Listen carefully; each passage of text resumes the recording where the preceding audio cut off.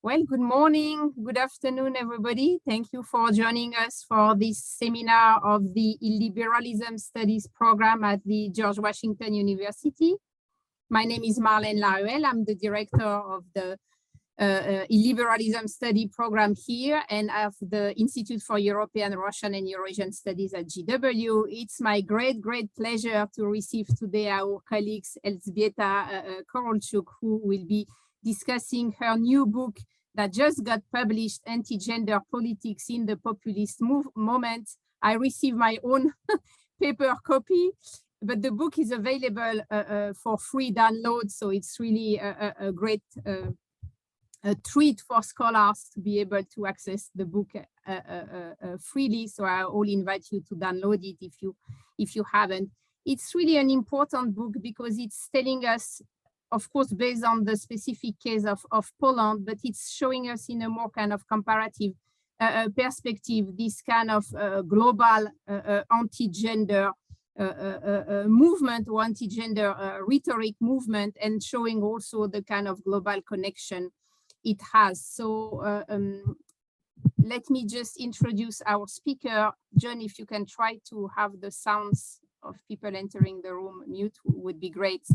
So Elzbieta is an associate professor in sociology working at Södertörn University in Stockholm and at the American Studies Center at the University of Warsaw in Poland. She has been publishing or editing several other books: Civil Society Revisited, Lessons from Poland, and Rebellious Parents, Parental Movement in Central Eastern Europe and Russia. So she's really a great expert looking at everything related to gender politics and illiberal societies in Central Europe. Elzbieta, I will give you the floor for a presentation, and then after we will open for a Q&A. If we are a small group, then I will invite people to raise their virtual hand and we can give them the floor, or you are welcome also to use the chat box and I will be moderating the discussion. So Elzbieta, the floor is yours. Thank you very much for the invitation, first of all. It's a pleasure to be here again, actually. It's wonderful that you invited me with presentation of the book, because actually we have been working on this together with my colleague Agnieszka Graf from University of Warsaw for the last couple of years. So it's nice to see it being out, first of all, and then being read, which is even more exciting. I do not assume that we are all on the same page when it comes to what anti-gender movement really is globally and in Poland. So I will do a little bit of an introduction, which we also do in the book, because we started working on this issue already around 2012. And at the beginning, both actually me and Agnieszka had this feeling that this is a continuation of something specific to Poland. I mean, not specific in the sense that it presents itself only in Poland, but something that we have been observing for quite many years. Meaning specific type of gendered nationalism, the influence of the Catholic Church and this kind of religious fundamentalism, and so on and so forth. But around 2013-14, we started to see these the very similar tendencies, trends, actors, and discourses all over Europe. We started to talk with our friends in other countries. There have been couple of networks organized by Bill Foundation or Friedrich Ebert Foundation in Europe, which were really pivotal for us scholars and activists from the various countries to talk and share our experiences. And around as soon as I started to see that, I found I understood that this is something which is transnational, and it's not just backlash or a continuation of the cultural war, which you know very well from the United States from the 90s and from the 80s and 90s, but this is something qualitatively and quantitatively dissimilar, something new. So when we talk about this trend, and I will just share this presentation, I think it's quite important to see those various instances. Sorry, for some reason I've got, oh yeah, that should work now. I hope you see my presentation, right? It is full screen now. Okay, great. We have different examples, different types of events going on in various countries. One of the moments where I understood how big it is and influential on the grassroots level was the mobilization against Taubira law, basically the marriage equality law in France in 2013. There were reportedly around millions of people on the streets of Paris and Lyon who protested against marriage equality, against what they saw as familiophobia of the government and the ruling elites. Another pivotal moment for me was also the protests against the Judith Butler visit in Sao Paulo in 2017. Actually, she went there not necessarily to talk about gender, but she has become this devil, as you can see on the pictures. And the effigy of Butler has been burned in a public space, and over 30,000 people signed a protest against her visit in Sao Paulo. And as you can see, this protests were very vivid, very intense, very I would say emotional, comparing her to pedophiles and to the devil itself. And in the Polish context, of course, you could see several campaigns which you could see, which we can interpret as a part of these anti-gender campaigns. In 2016, it started with the anti-reproductive rights proposal put forward by Ordo Juris Institute and the committee around the proposal, the bill called Stop Abortion. And although in Poland abortion is already banned, the idea was to get rid of any instances where it is still legal.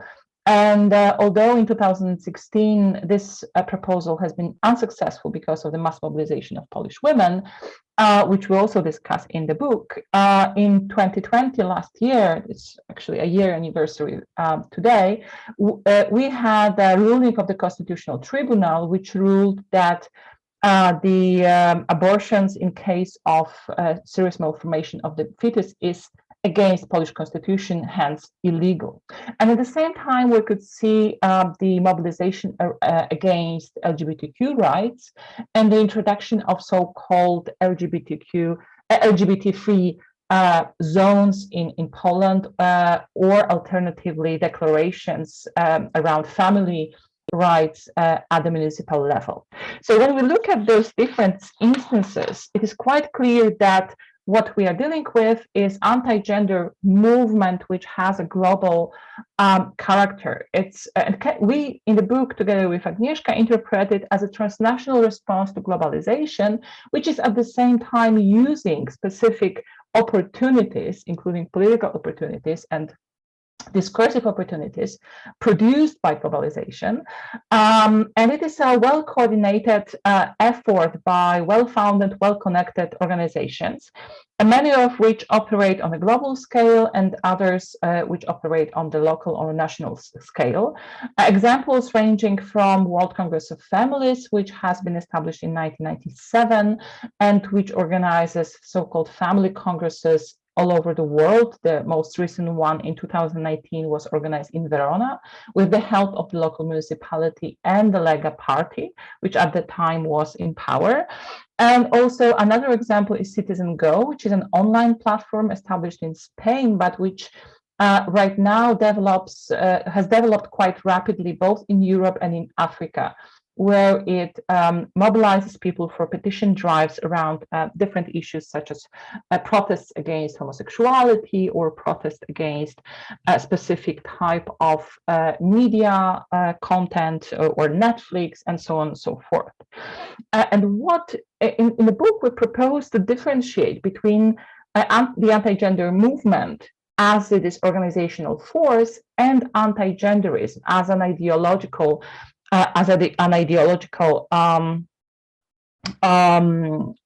project, which is actually proposed and promoted and produced often in academia or in organizations, groups, institutions such as think tanks, which propose what can be seen as a new universalism, a new illiberal or ultra-conservative type of universalism.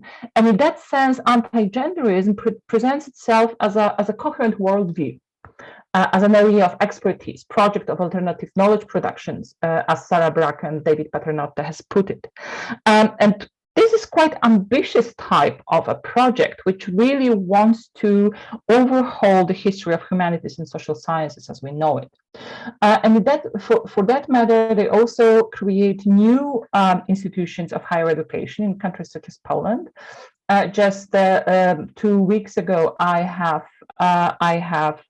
attended the opening of a new higher institution in Poland, Collegium Intermarium. You can see here the picture of the director of Collegium, and it is an interesting case because it gathers people, experts, anti-gender experts from all over Europe and also from places such as Harvard and Yale, and they promote themselves with the slogan "Free University of Europe."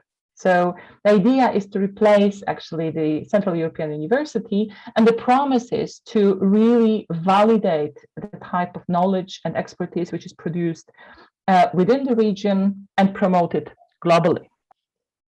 And when we think about anti-genderism as an ideological project, it is very much flexible and broad.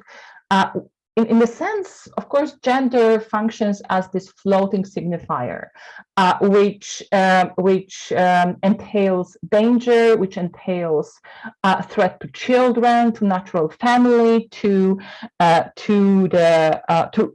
sort of moral grounds of what they call the Christian civilization or Western civilization.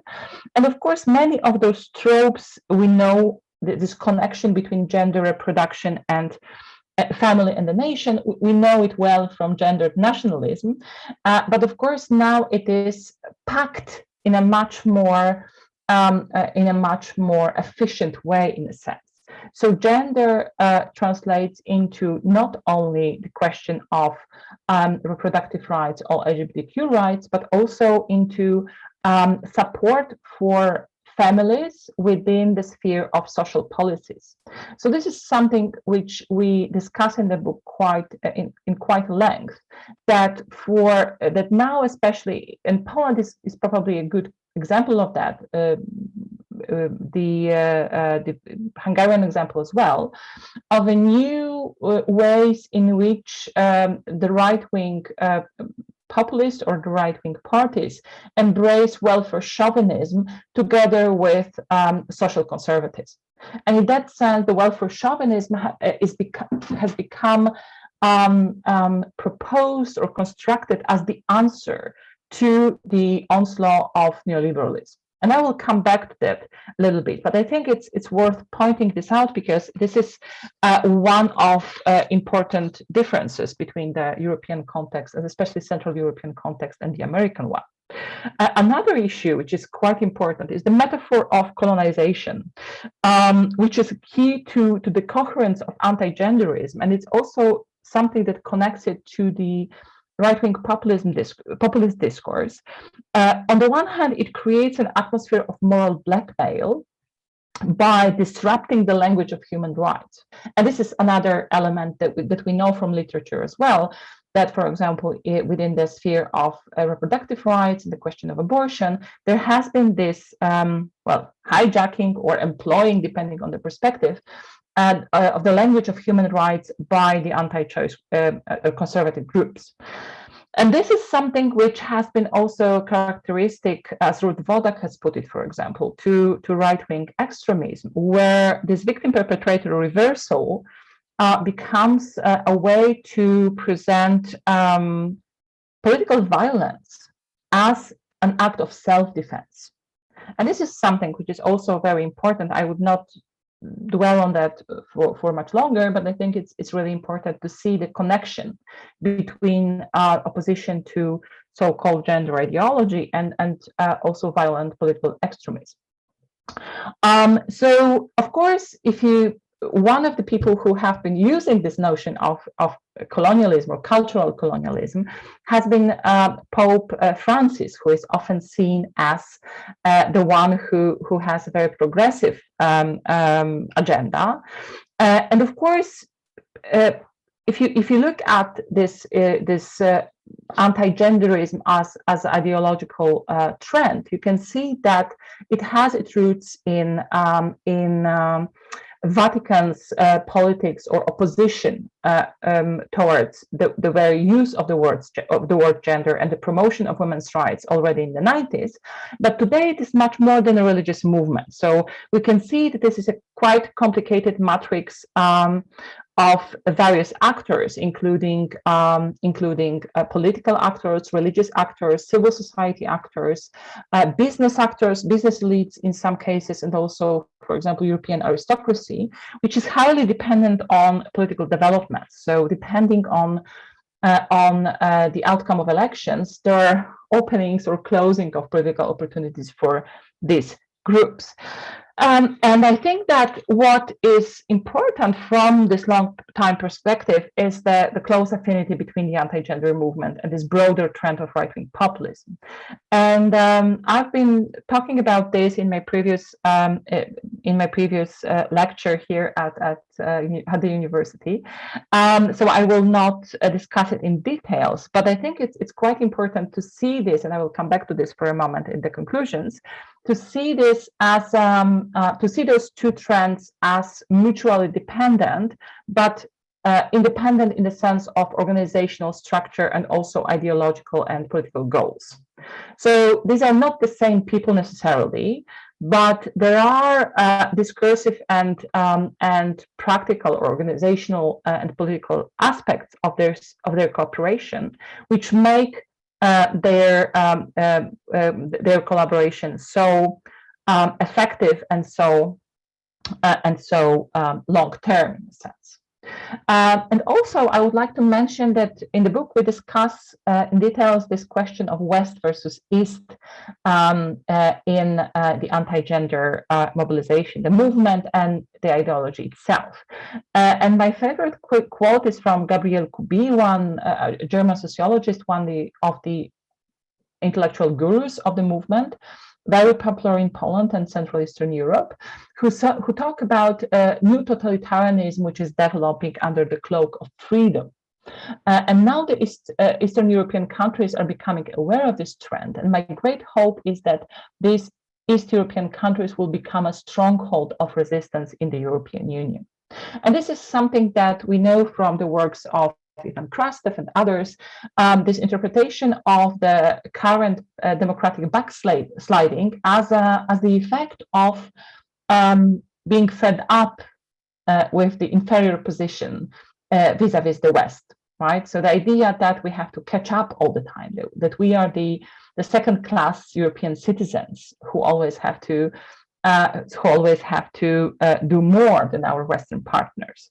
But I think that what is important really here is that it's not the sort of rejection of the European idea or Western sort of values in general, but rather the idea behind that is that we have we hold on to the true Christian Western values, which Western Europe has lost because of the sexual revolution and liberalism, and now we will give you back what you have lost, in a sense, right? We will be the ones who, for once, will save the West from its own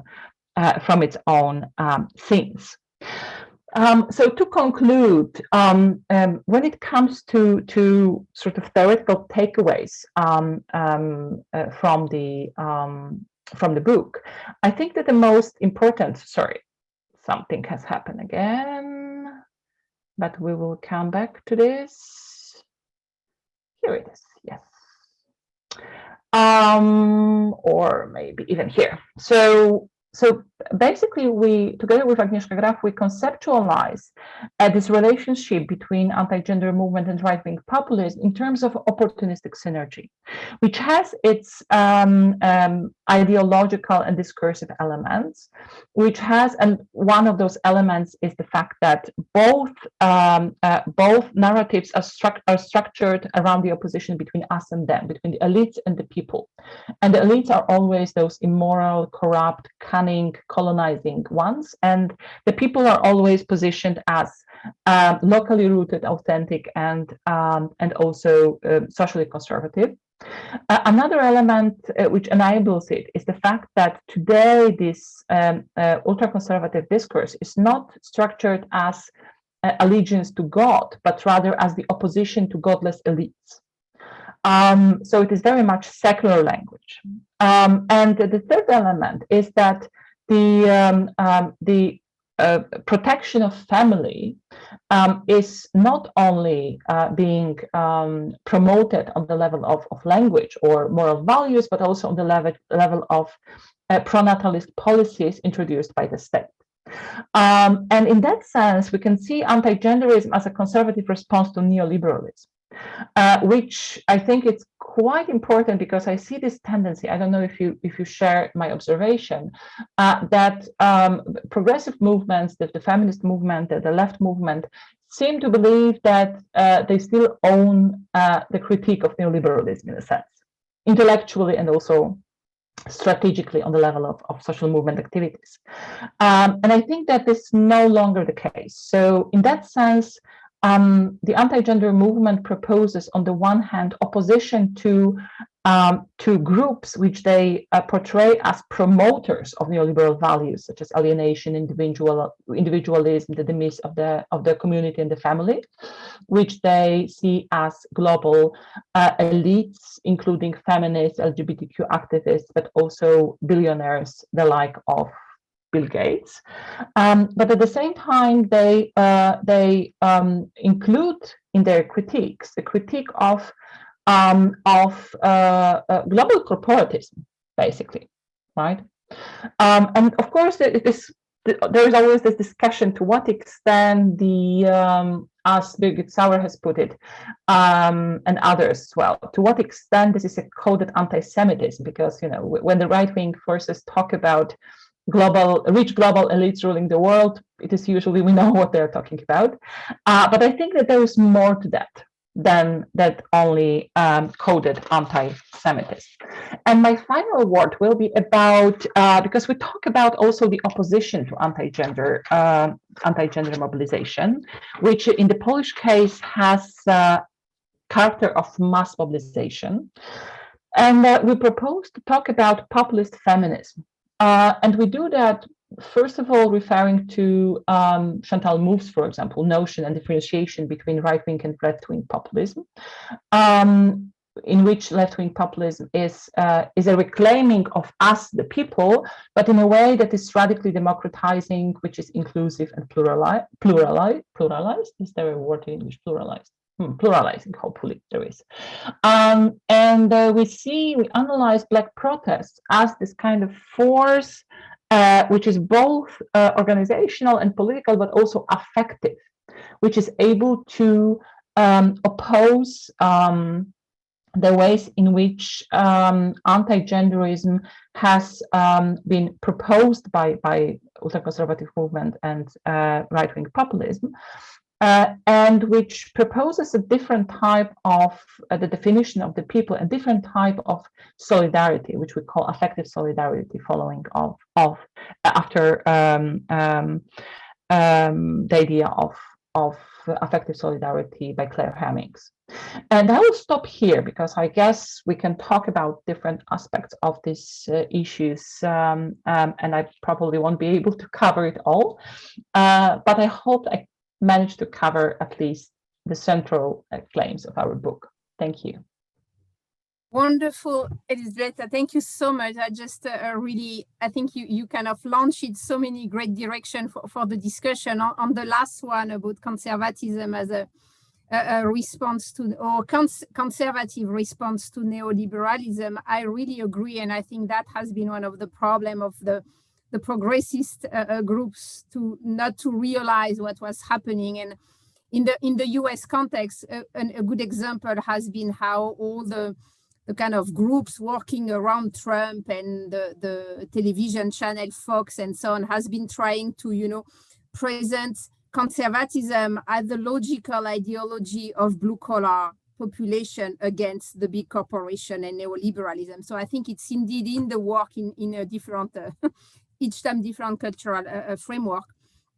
I'm opening the floor for questions. Please feel free to raise your hand and we will give you the floor, or to write your question or comments in the chat box. While people are getting to that, if I may, I have a question about how do you see the articulation between the anti-gender movement and Islamophobia?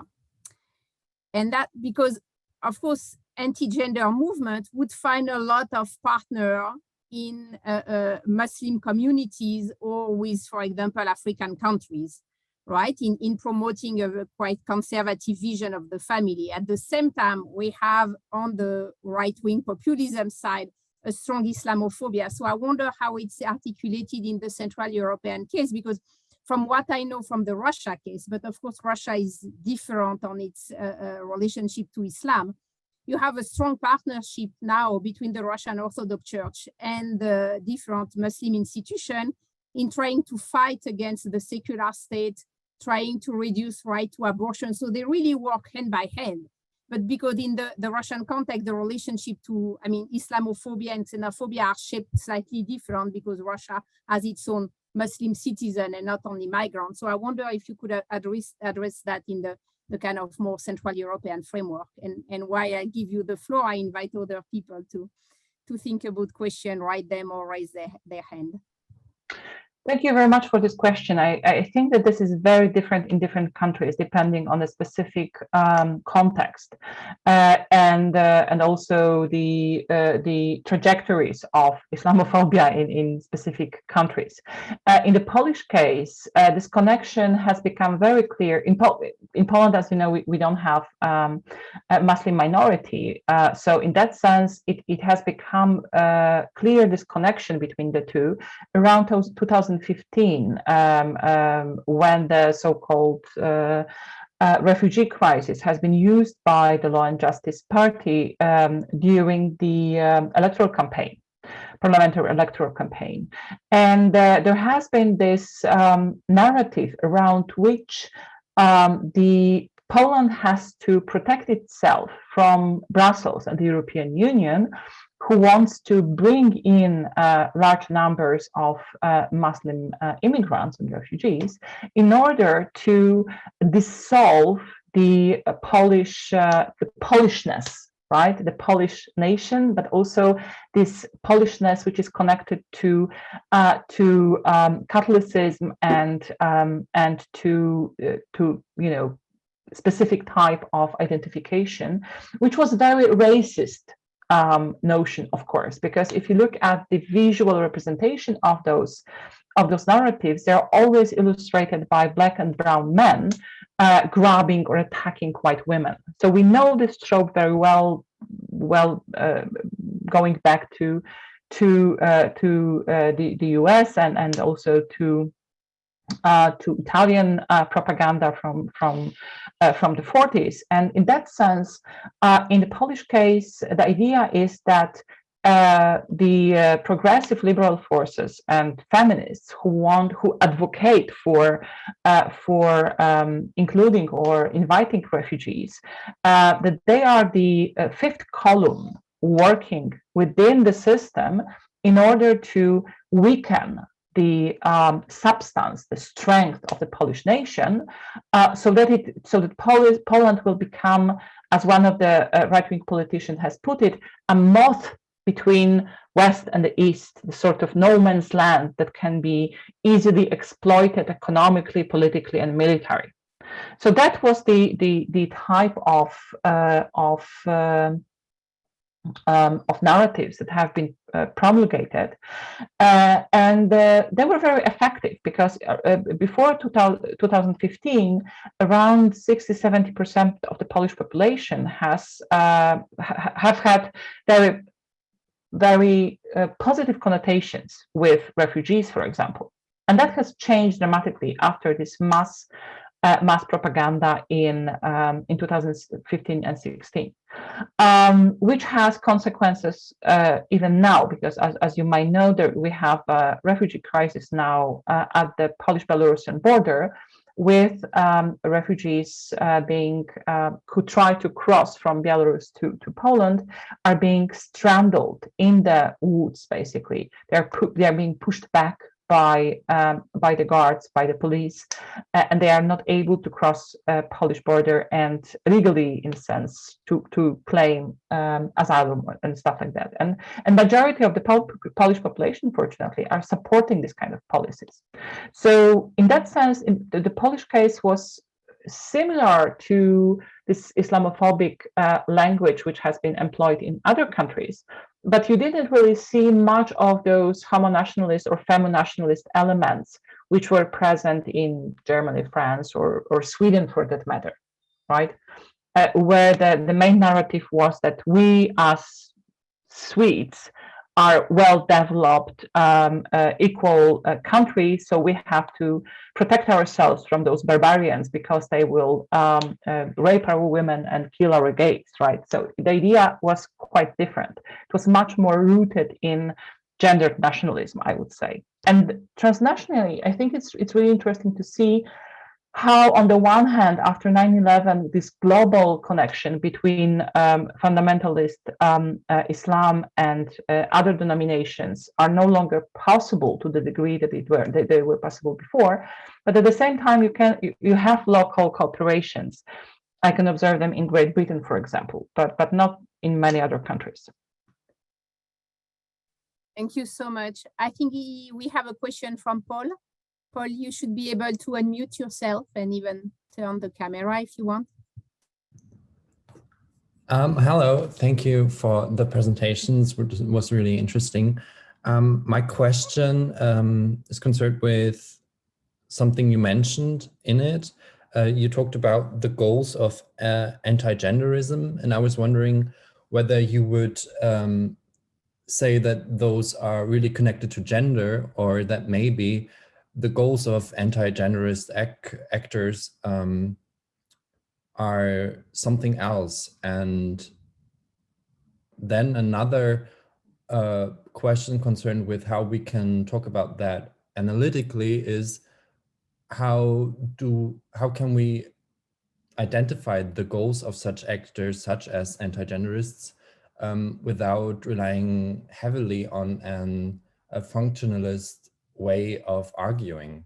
And that's something that I notice in a lot of literature concerned with anti-genderism, and I don't know how to go about it really. So I'm interested to hear what you may be able to share about that. May I ask, what do you mean by functionalist? Is this sort of difficulty to prove the argument empirically by saying that something is the goal, but I don't know how to explain it.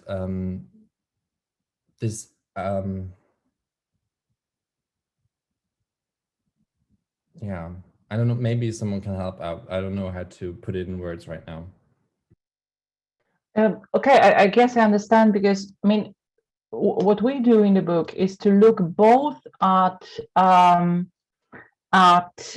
this ideological framework, which is being produced and reproduced in textbooks, manifestos, during conferences, and so on. But we also look at the type of political goals that these organizations pursue, both on the level of specific countries, such as Poland, but also transnationally, because they're quite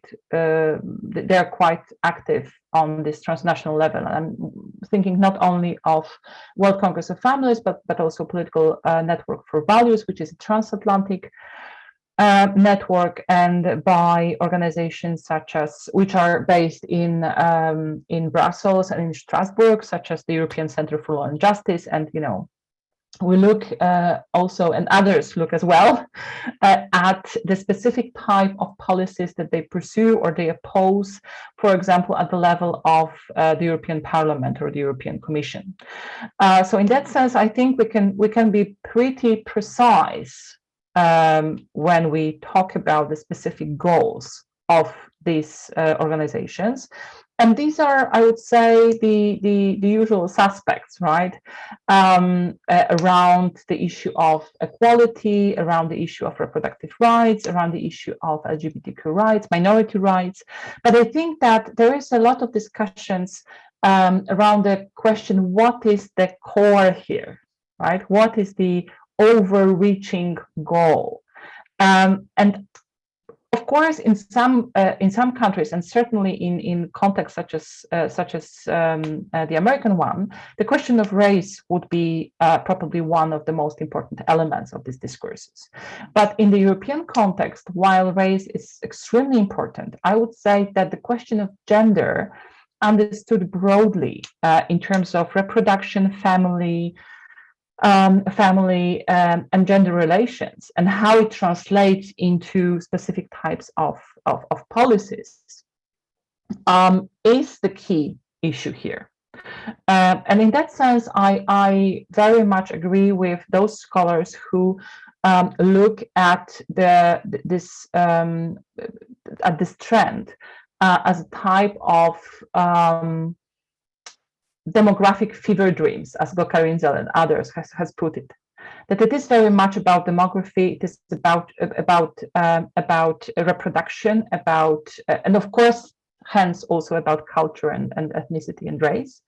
But then the question of gender, understood as a sort of cultural basis for the ways in which, or cultural structure for the ways in which we organize reproduction and relations between the sexes in the society, is of key importance.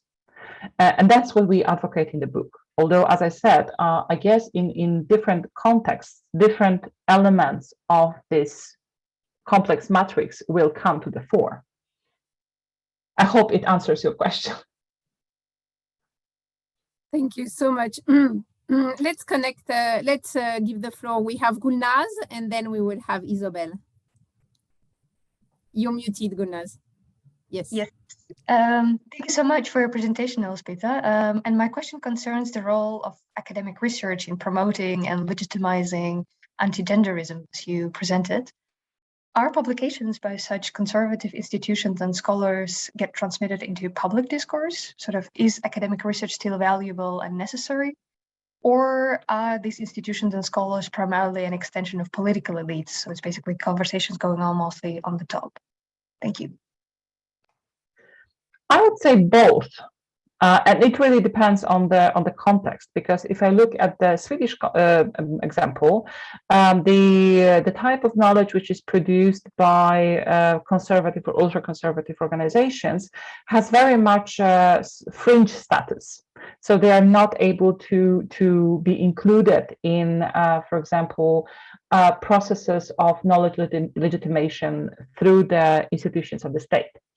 But at the same time, when you look at the public debates, people like Ivan Arpi and others, he's like writer, public intellectual, who has been writing a lot about gender being this kind of almost religious type of irrational thinking. They have been published in Svenska Dagbladet, which is one of the most popular and widely circulated dailies. They have published a book and so on. So he is so he managed to introduce these ideas into the mainstream. In the Polish context, this is different because we have right-wing populist parties in power for the last couple of years. And they are doing really a lot to legitimize this type of knowledge being produced by both anti-gender think tanks and specific intellectuals or scholars who are hired by or working at universities and so on. One strategy is to, for example, change the system of assigning points for publications. In Poland, we have the points assigned to each of your articles and so on. And one of the elements of this process of legitimation was to include a lot of newly established religious journals, for example, into this list. And that, of course, means that the people who will get this will have much easier path for promotion in the future, right? So they will be the ones who will evaluate us in a couple of years' time. And another process is producing reports or producing, for example, analysis by institutions such as Ordo Iuris Institute, which is a foundation, but they have published, they publish, for example, reports on discrimination of Catholics in Poland. And they managed to find at least 10 or 20 examples last year of horrible discrimination that Catholics suffer in in Poland.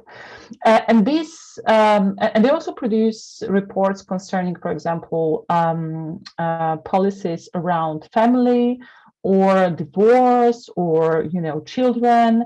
And they have published this, and these reports are being treated as a source of legitimate knowledge by those who make decisions in the ministries and public institutions.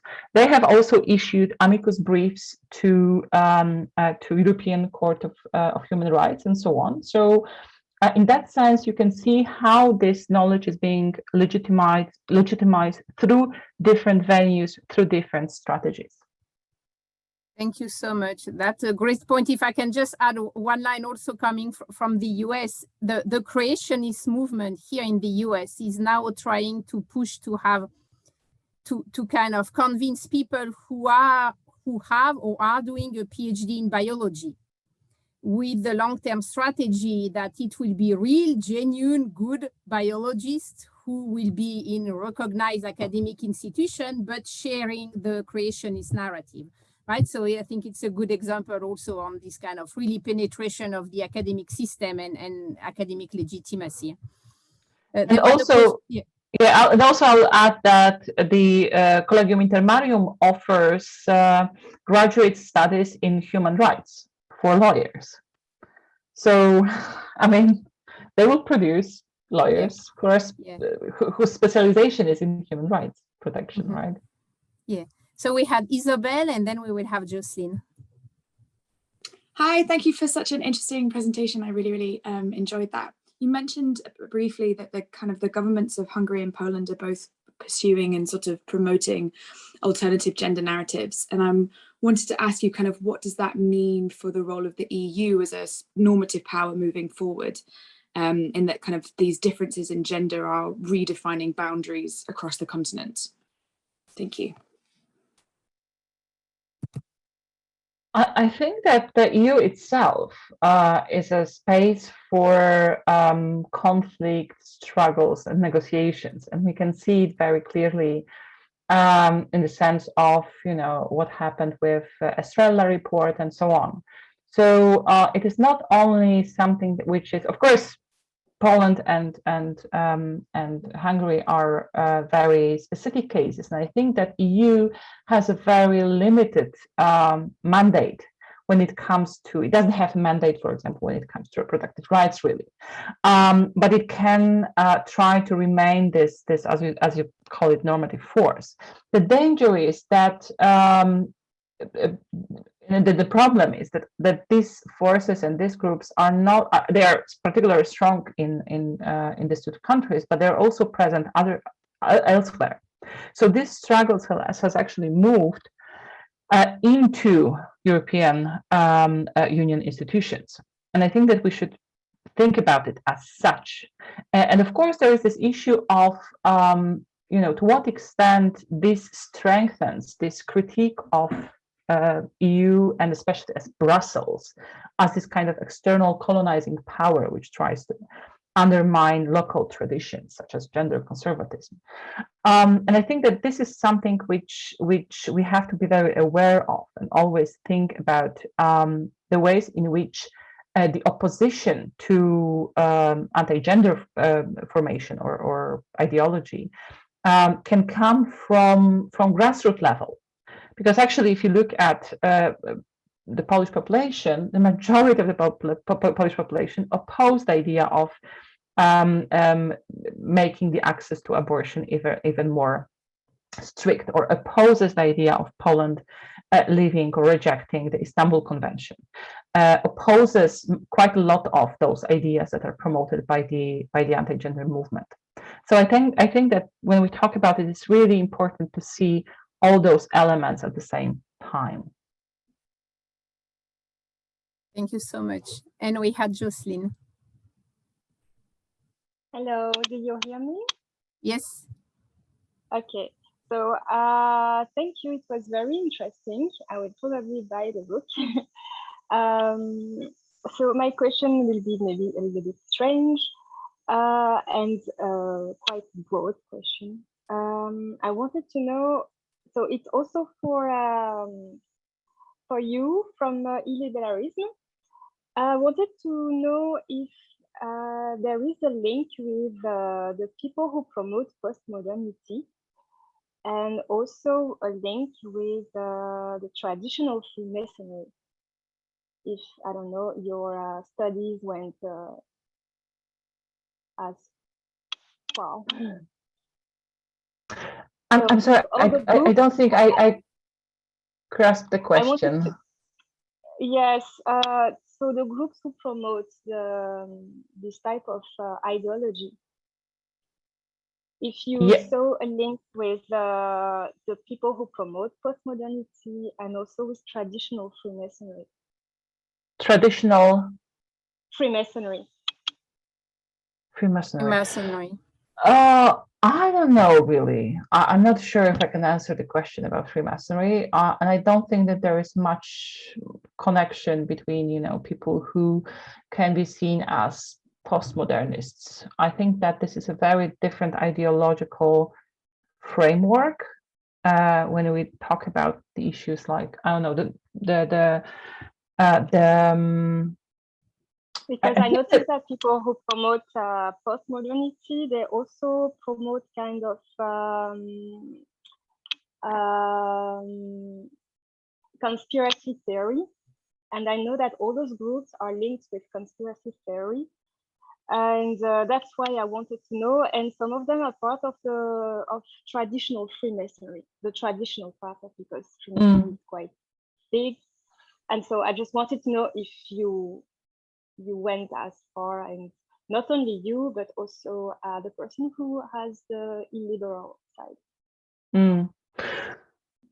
I don't know, really, because I think that if you try to map all those groups, and actually in the book we talk also about, you know, sort of gender skeptic who might not be part of the anti-gender movement, right? So for example, the alt-right, some of them might be very against gender equality policies and so on, but in the sense they are not really foundationalists as the core anti-gender movement is. So they are ideological, so they will meet at one point, and they might overlap or cooperate, but I don't think they are part of the same crowd. And I think that the same is with the people that you are talking about, that, you know, the anti-gender movement sometimes avert, especially anti-genderism in its really bizarre forms. There are those ideas like, you know, there's a guy, Alex Jones, who you probably know. He's an American and he's a notorious anti-Semite, and he travels to Poland to talk about the fact that, you know, Poland will be the next savior of Europe, blah, blah, blah. And he compares Poland to the army of Rohan, who will, you know, save the world against Mordor, which are liberal elites. And I think that he might be one of those connections, for example, to conspiracy theorists, because I think he is a conspiracy theorist and he's peddling conspiracy theories. But I don't think that we can, that there is as much overlap as it may seem at the first glance.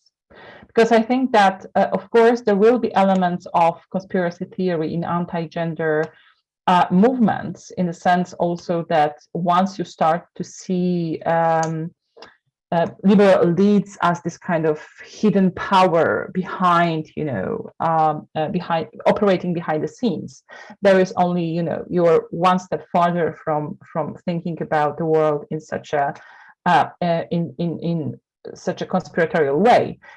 But I'm not sure if this is something that has much overlap here. So I'm not sure if I can answer your question, but I've tried.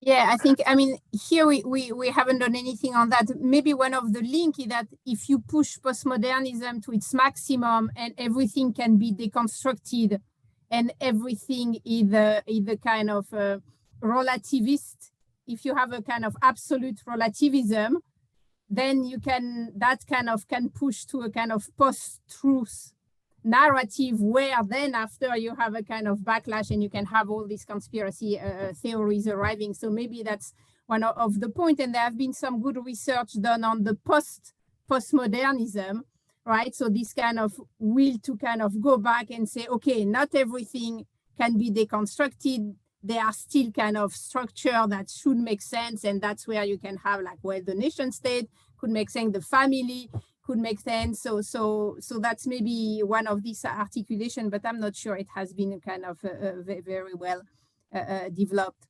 We still have a few minutes. Yeah. Just to add to that, because anti-genderists are basically anti-constructionist, right? So they really oppose the idea that, for example, gender and sexuality are constructed socially and are not biological facts. And that's why they very much promote the idea of natural law, right? Which, when you look at it and analyze it, it's really God-given law, but they don't want to use this notion. So in that sense, that they would be very opposed to this kind of view, which is rooted in relational, in postmodernism, for example. So they will be critiquing it very much.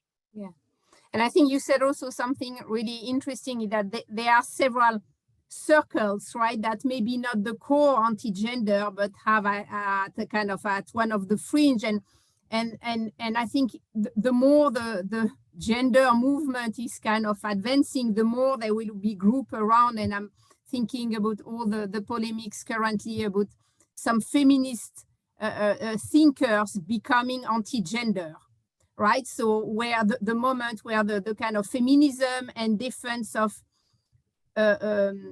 free orientation for sexuality get kind of stopped at the gender issue, and this will to dissociate gender from sexuality, right? So I think that is ongoing debates, especially in Europe, that will probably continue because it's a very moving and fluid intellectual and ideological field.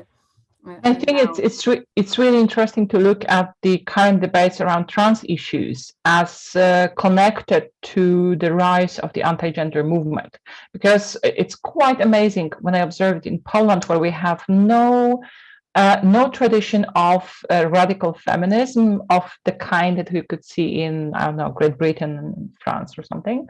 We don't really have the tradition of separatist lesbianism. And all of a sudden, you have this issue being very contentious. And I think that we really should think about the ways in which the anti-gender movement and some parts of the radical feminism cooperate, but at the same time, how this sort of opposition to trans rights is being amplified and promoted by anti-gender movement as well. Yeah, no, I totally agree, and I think that will be evolving in the forthcoming years. We still have a few minutes. Do we have other questions? If not, I have several other. I would be happy to ask. One of them I had is this fascinating map you had of Poland and this kind of free LGBT free zones. Can you explain us why it's very important in the south of the country? That seems so. Do we have kind of local politics or specific constituency that explain that? And do we have kind of regional element of regional politics that are also at play in the Polish case? Definitely. This is, I mean, in Poland, we have this roughly a division between East and West, which would be the well, let's say equivalent of the sort of North and South in United States, roughly, very roughly. But the idea is that the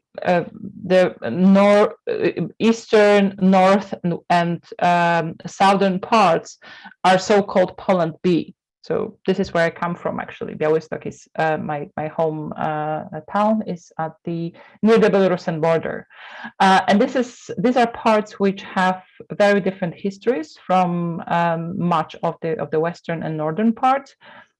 This is also the part which is less industrialized, which is much more Catholic, which has much more connection to the East than to Western Europe, and so on. So in that sense, it is also a bedrock of the support, electoral support for law and justice and right-wing parties. So in a sense, it is very much politicized issues, because the LGBT-free zones, and there are actually two types of declarations which are adopted by those local municipalities and voivodeships. One is the declaration of making the LGBT-free zone, and the other one is adopting so-called family chapters, which are prepared and promoted by Ordo Iuris Institute. And Ordo Iuris Institute claims that these family chapters have nothing to do whatsoever with discrimination of LGBTQ individuals. But of course, if you look more closely, they are very much these are very much an attempt to block, for example, anti-discriminatory education, progressive organizations from entering schools, and so on and so forth. And this was part of opposition to so-called LGBT plus or LGBTQ plus declaration, which has been signed by the mayor of Warsaw, Mr. Trzaskowski, in 2019. So the idea was that we have to differentiate ourselves in the local level from those Warsaw elites who want to promote homosexualism. And of course, it has both ideological level, the level of religious engagement, and also the level of political struggles. The idea that you can in a way, gather people around protecting the family and protecting the children. Although right now you can see that because of the intervention of the European Union and the threat of not getting support, financial support, and money from the European Union, quite a few of those municipalities and voivodeships has rejected those declarations. So you can see this very struggle between local, national, transnational, European Polishness in the making as it develops. So it's a really interesting example. Great. Well, I think with that, it will be time for us to conclude. So I wanted to thank Elzbieta for the great book. Congratulations again.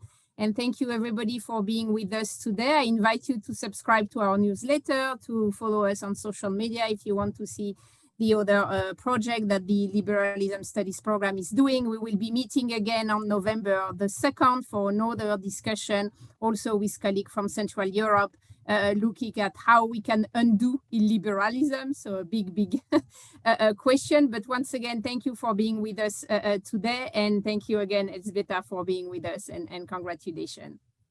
Thank you so much for the invitation, and thank you Bye-bye. everyone. Thank you. Bye. Bye.